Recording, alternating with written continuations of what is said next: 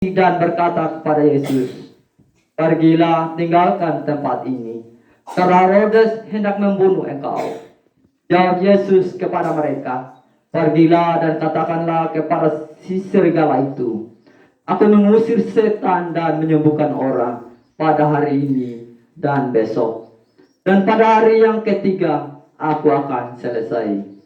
Tetapi hari ini dan besok dan lusa, aku harus meneruskan perjalananku, sebab tidaklah semestinya seorang nabi dibunuh, kalau tidak di Yerusalem.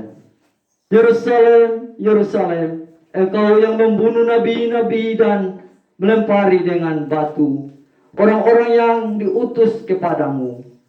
Berkali-kali aku rindu mengumpulkan anak-anakmu, sama seperti induk ayam mengumpulkan anak-anaknya di bawah sayapnya. Tetapi kamu tidak mau.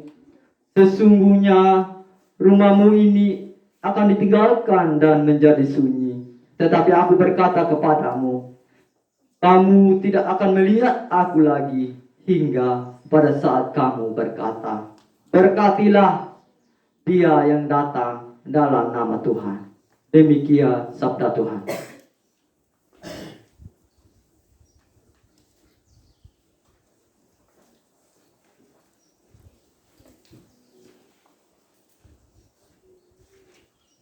Berbahagialah orang-orang yang memegang peringatan-peringatannya, yang mencari segenap hati. Hosiana.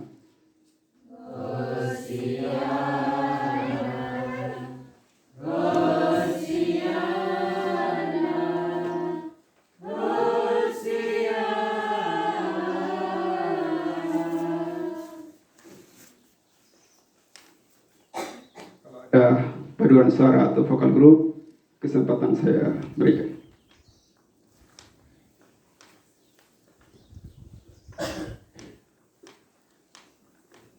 Oke, baik, kalau tidak ada,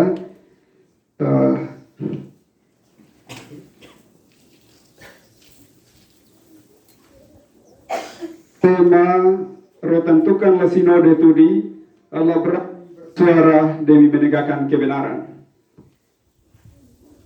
Bapak Mama sidang jemaat yang dikasihi Tuhan, lipedai deo Robunu makaloradi loronade tai merema milipedainan posisi persiapan mana nini tahleola menghitar jadi pale karena tai merema berdasarkan tema rotentukan la sinode gu kepala lah merefleksi memberi mandajo bahwa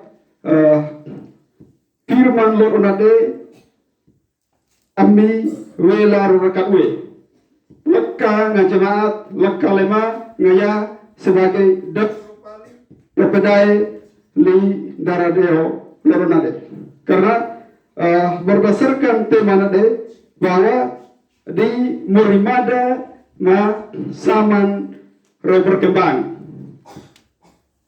lekka li firman lo nade pawaji-waji jelekka mamur madani hedau gu amela roti ngawaf mama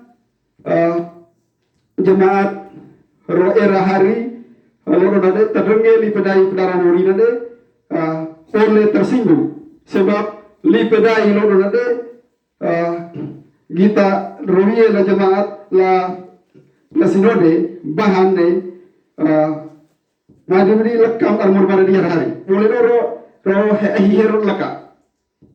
Oleh karena itu, amela ngapa mama miner lekal ni pudai mengemur madani refleksi lagi jeruga ondar armur madani hello dengan hello. Taplara ngetali bapa mama hani. Anladi rohot bani lo niwo. Ambeli wa ina cuma nemau. Jangan sampai bapa mama telingan.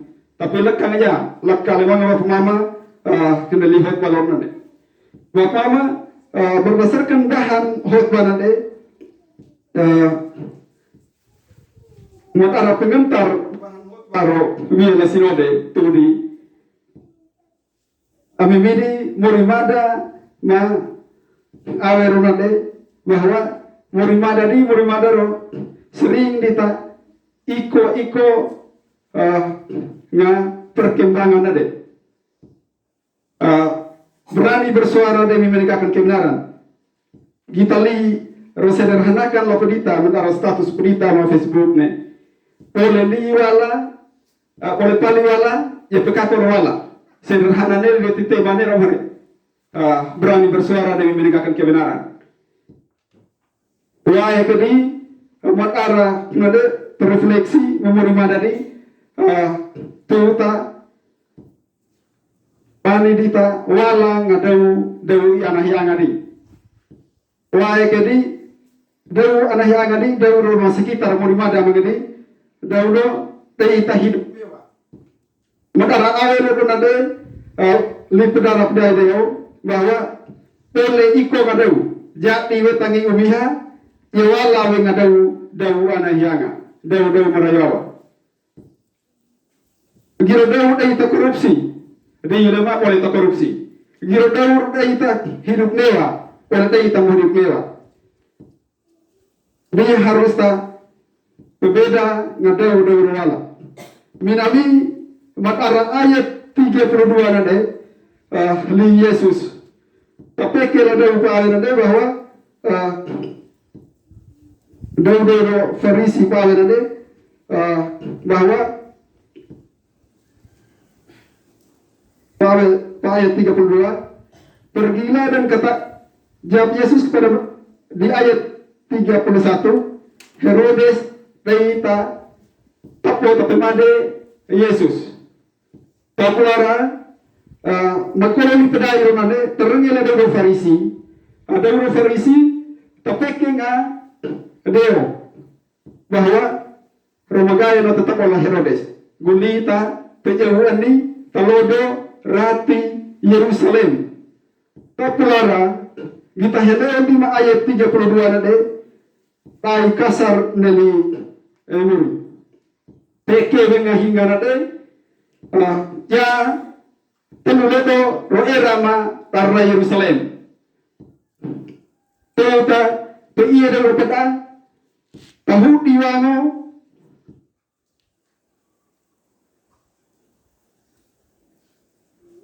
parai ngahemada go era telulodo deo mana dikene inti dari firman nade bahwa linga Yerusalem linga Herodes pada ada bahwa Herodes li Yesus adalah serigala peke dengan serigala ronode bahwa ya telulodo manade berarti ai keberanian ratinga deo ratinga Yesus Kristus tuta panino tawala ban madau do namade panino tawala nga dau wala.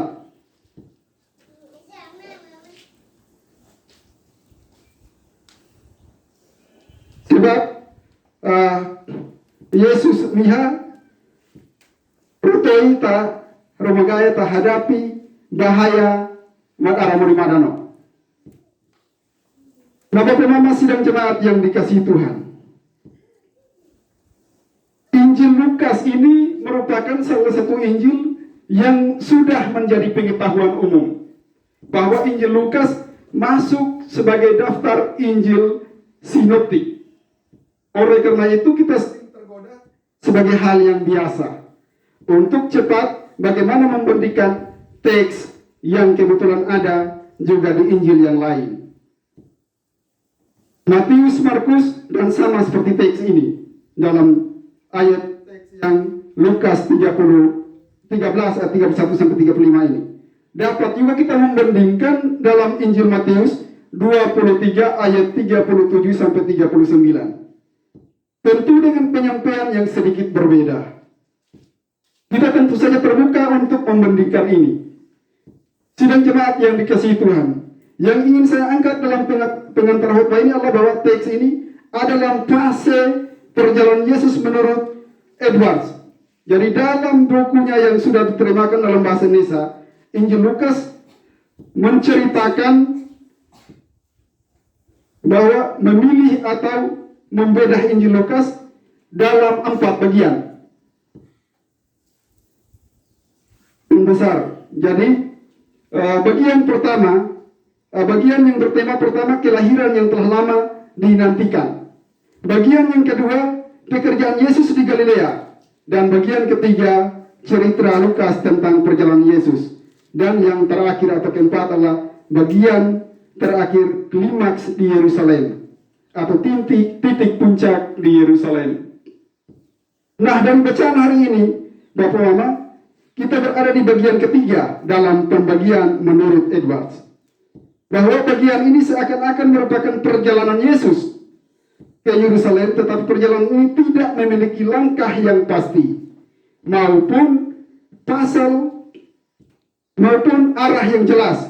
Bahwa dalam setiap pasal ada gambaran tentang jarak yang ditempuh dan kegiatan yang dilakukan.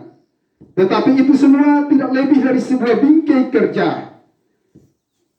Tetap saja selalu ada kesulitan untuk mengatur cerita-cerita yang ada secara berurutan atau secara kronologis. Termasuk bagaimana kita menentukan Yesus secara geografis. Beberapa ahli telah mencoba bagaimana membandingkan urutan-urutan topik dalam cerita perjalanan Yesus dengan cerita perjalanan dalam kitab Ulangan. Tetapi upaya ini pun tidak berhasil.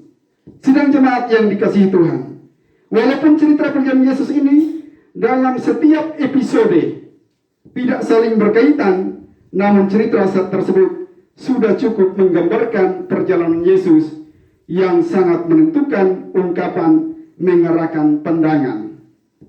Merupakan suatu ungkapan yang padat dan mengandung kesungguhan dalam perjanjian lama.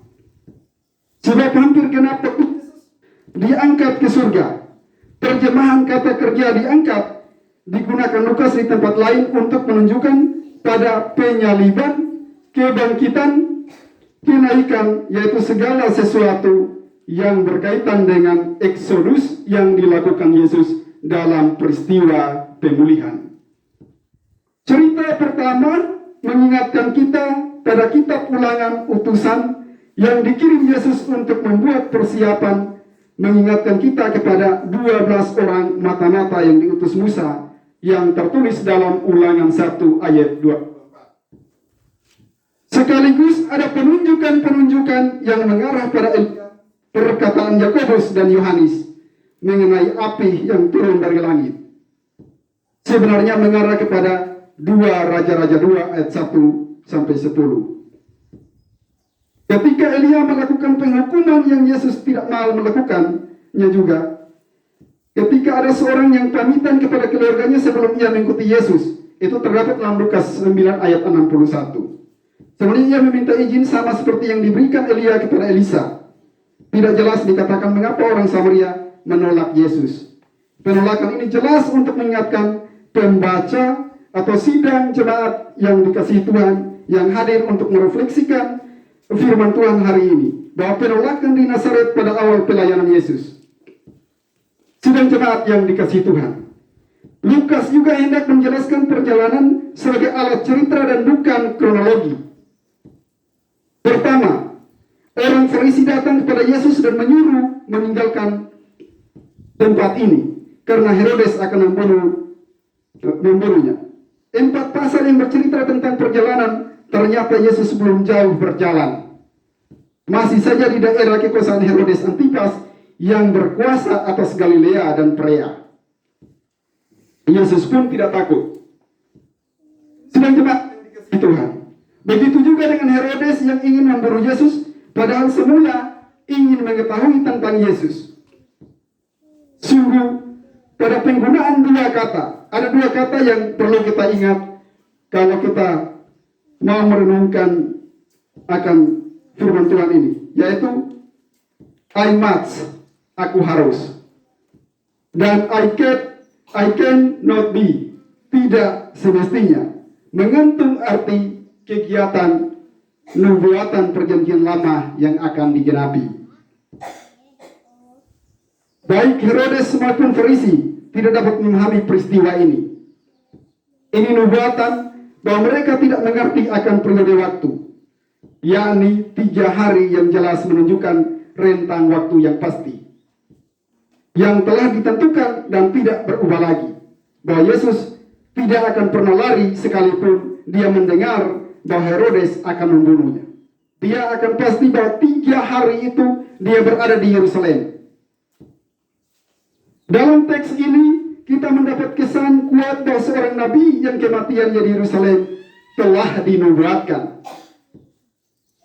Karena kenyataan tidak seorang pun nabi-nabi dalam perjanjian lama dibunuh di Yerusalem oleh agama Yahudi. Lukas hanya sedikit menunjukkan bukti Alkitabiah bahwa nabi seperti Musa telah dinubuatkan akan dibunuh dalam melakukan misinya. Bagian ini justru mau mengantisipasi masuknya Yesus ke Yerusalem ketika dia disambut dengan kata-kata, "Diberkatilah dia yang datang sebagai raja dalam nama Tuhan." Herodes sangat haus kekuasaan. Ia tidak ingin turun takhta memerintah lebih dari 40 tahun. Karena itu, ia tidak segan memakai kekerasan untuk membungkam mereka yang mau mengambil kekuasaannya.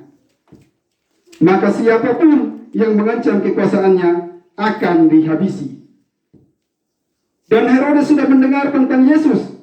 Yesus datang sebagai Mesias yang oleh orang Yahudi dipahami sebagai raja yang akan memerintahkan mereka, menggantikan para penguasa dunia. Oleh karena itu Herodes menunggu momen yang tepat untuk menghabisi Yesus. Sidang jemaat yang dikasihi Tuhan, Yesus tahu, namun ia tidak mundur. Malahan Yesus dengan nada kasar menyebut Herodes sebagai serigala. Serigala adalah binatang yang licik, yang berbahaya, rakus dan tidak berguna. Karena itu, ketika Yesus menyebut Herodes sebagai serigala, maka sifat-sifat binatang itu dianggap melekat pada Herodes. Mengapa Yesus tidak takut lalu pergi? Ini menjadi pertanyaan refleksi di zaman ini. Yesus tahu bahwa ia punya misi yang harus diwujudkan. Ia datang ke dunia untuk menghadirkan salam Allah atau damai sejahtera bagi umat manusia. Menyatakan kebenaran, memulihkan mereka yang sakit, mengusir roh-roh jahat, dan membawakan kelepasan pada mereka yang menderita. Oleh karena itu, ia tidak mau mundur hanya karena ancaman terhadap nyawanya sendiri. Ini menjadi refleksi bagi kita orang Kristen zaman sekarang. Maukah kita mati demi kebenaran? Berdasarkan tema tadi, berani bersuara demi menegakkan kebenaran. Yesus pun mempertahankan nyawa hari ini adalah untuk menegakkan kebenaran. Maukah kita untuk berbeda dengan orang lain, berbeda dengan orang-orang di sekitar kita, berdasarkan refleksi firman Tuhan hari ini?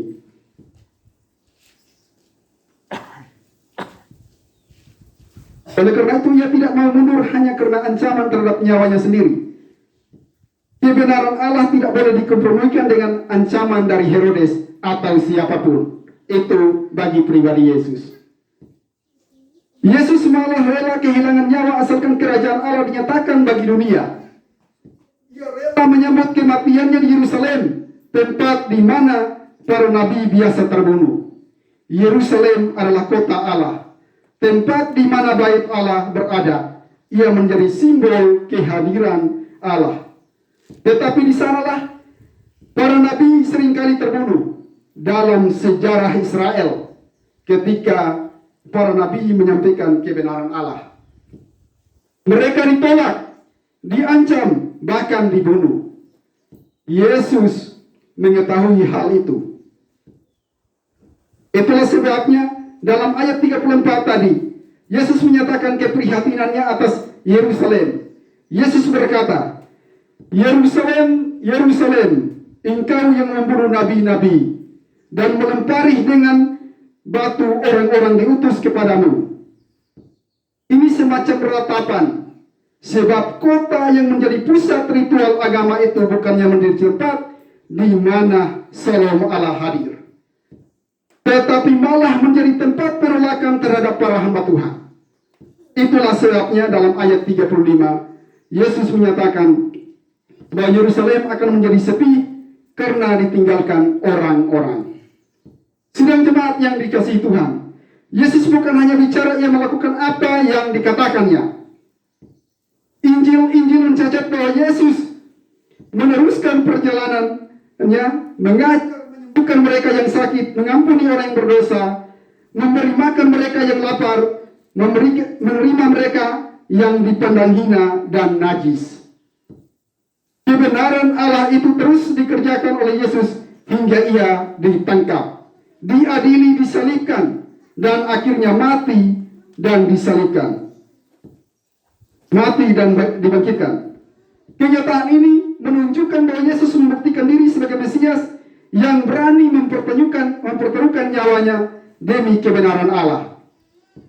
Ia berani berbeda dengan dunia yang cenderung mencari aman demi perut, demi jabatan, melakukan kekuasaan, harta, kehormatan, dan lain-lain. Mari kita merefleksi akan firman Tuhan ini. Di mana Yerusalem setiap tahun orang datang untuk berbondong-bondong untuk melakukan perayaan keagamaan. Situasi ini dapat digambarkan sebagai bentuk penyembahan yang sungguh menyukakan hati. Tetapi kota ini bagi Yesus adalah tempat kematiannya, bukan tempat orang mendapatkan berkat dan keteduhan hati, tetapi kemasgulan hati dalam menyongsong maut. Apakah ini juga bisa menjadi rujukan kenapa sampai saat ini Yerusalem menjadi kota yang masih menyimpan pertikaian dan permusuhan? Refleksi yang kedua, sidang jemaat yang dikasihi Tuhan. Kalau teks ini kita baca sebagai nubuatan di mana Yesus kelak akan mati di Yerusalem, apakah setiap kota yang selalu disanjung sebagai tempat orang bertemu dengan Allah justru pada saat yang sama menyimpan sisi lain di mana tidak ada damai sejahtera pada tataran yang lebih konkret? Bisa jadi gereja yang dalam banyak pandangan sebagai oase di mana Yesus kelak akan mati di Yerusalem. Apakah setiap kota yang selalu disanjung sebagai tempat orang bertemu dengan Allah justru pada saat yang sama juga menyimpan sisi lain di mana tidak ada damai sejahtera? Pada tataran yang lebih konkret, bisa jadi gereja yang dalam banyak pandangan sebagai oase, orang mendapatkan suasana perjumpaan dengan Tuhan justru pada saat yang sama menjadi oase yang mengerikan. Karena di sana juga gereja bisa beraroma kematian. Yang perlu kita praktekkan dalam kehidupan kita dari firman Tuhan yang kita hendak renungkan hari ini, yaitu di dunia ini setiap komunitas memiliki ciri khas yang berbeda, kelompok yang berbeda. Contohnya saja, orang Rejo memiliki ciri khas yang berbeda dari orang Alor. Orang Jawa punya ciri khas yang tersendiri. Kita terpanggil untuk bagaimana menghadirkan kasih dan kebenaran Allah di tengah-tengah dunia ini. Artinya dimanapun kita mesti senantiasa menghadirkan kebaikan dan kejujuran. Ini tidaklah mudah. Di zaman ini banyak orang rela menjual kebenaran, bahkan imannya demi harta, kuasa, jabatan, pekerjaan, pasangan hidup, dan segala kesenangan diri. Mereka mudah tergoda oleh segala kenikmatan duniawi, sehingga rela menjual kebenaran dan imannya sekalipun. Ketika orang-orang di sekitar kita melakukan korupsi, menipu, mencuri, orang percaya pun tergoda untuk melakukan hal yang sama. Di manakah kekristenan kita? Tidak banyak orang yang sanggup menderita demi mempertahankan kebenaran dan imannya berdasarkan tema khotbah hari ini. Tidak hanya itu, kadang-kadang orang Kristen berkompromi dengan dunia. Kalau di sekitar menjadi pemabuk, mereka juga ikut-ikut menjadi pemabuk. Bila di sekitar kita suka melakukan kekerasan dan caci maki, mereka juga melakukan hal yang sama. Kalau tetangga suka memfitnah dan bergosip, mereka juga sama. Belajar dari sikap Yesus, mestinya kita berdiri teguh di atas kebenaran iman kita. Kita mesti teguh beriman kepada Kristus dan setia berdiri di atas kebenaran Allah. Orang percaya tidak boleh mengkompromikan kebenaran Allah dengan dunia atau menggadaikan kebenaran itu demi sesuap nasi, harta, kuasa, jabatan, dan lain sebagainya. Kita semestinya meneladani Kristus yang setia pada kebenaran. Kita semestinya menyuarakan kebenaran walaupun harus menderita, walaupun ditolak, diancam sekalipun. Sebab hanya dengan setia pada kebenaran itu, kita mampu bersaksi bahwa kita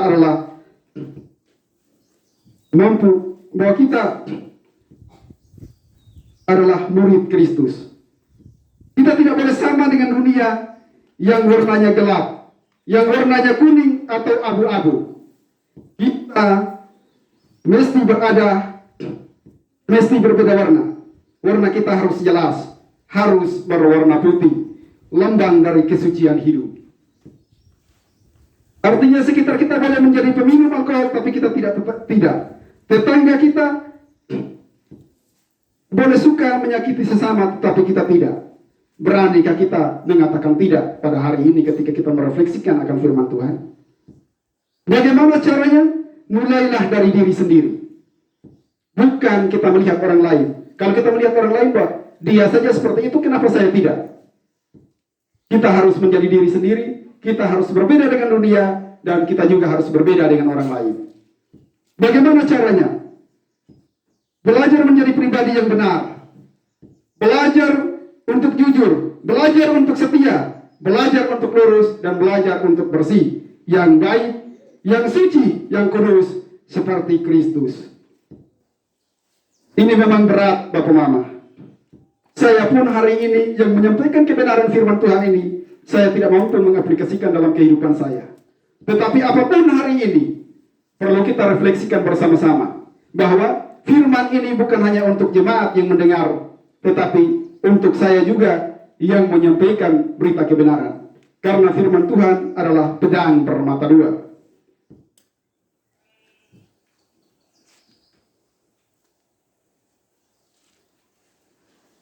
Kita mesti dengan menjadi pribadi yang lurus, yang benar, kita juga harus berlatih diri untuk bersuara menyampaikan kebenaran itu. Artinya di mana kita berada, kita mesti menyatakan kebenaran. Di mana ada ketidakadilan, di mana ada ketidakjujuran, kita pasti bersuara untuk meluruskan segala sesuatu sebagai orang Kristen. Itu panggilan kita, itulah kehidupan kita. Kehidupan kesetiaan. Mari kita belajar dari Yerusalem. Betapapun ia menjadi pusat keagamaan, namun di sana kebenaran Allah ditolak. Jangan sampai gereja juga demikian. Kita selaku gereja harus memastikan bahwa diri kita dan lingkungan kita menjadi tempat di mana kebenaran selalu kita lakukan. Kejujuran, keadilan, kebenaran harus lakukan dengan setia. Baik dalam gereja, dalam keluarga, masyarakat, tempat kerja, dan dimanapun.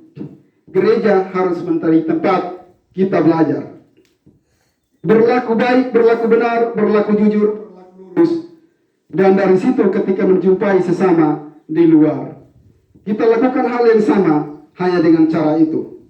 Dunia sekitar kita menjadi percaya bahwa kita adalah saksi-saksi kebenaran. Nyatakanlah kebenaran melalui kata dan perbuatan kita dimanapun kita berada, agar Kristus dimuliakan. Inilah yang menjadi refleksi dan yang perlu kita aplikasikan, kita praktekkan di dalam kehidupan kita hari lepas hari. Bahwa kita dengan kita mendengar firman Tuhan hari ini, bukan dalam arti bahwa hari ini pun kita harus demikian. Tetapi mari kita memulai sedikit demi sedikit untuk merubah kehidupan kita.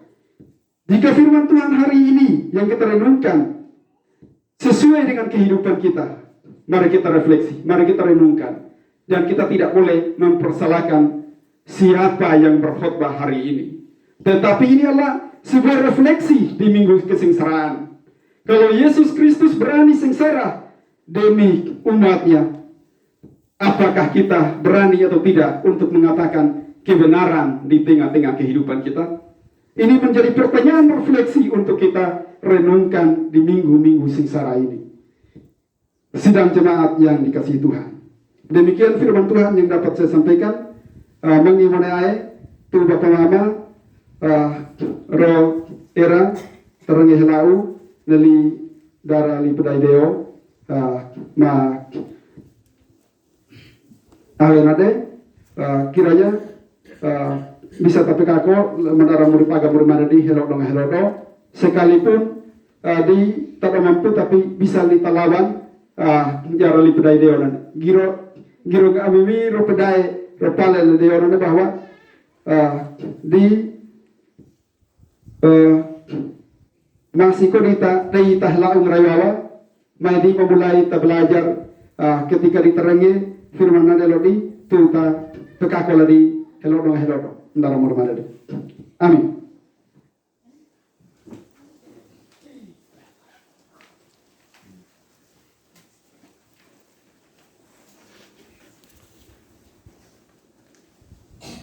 Saya jemput sidang jemaat untuk bangkit berdiri dan kita mengaku iman percaya kita.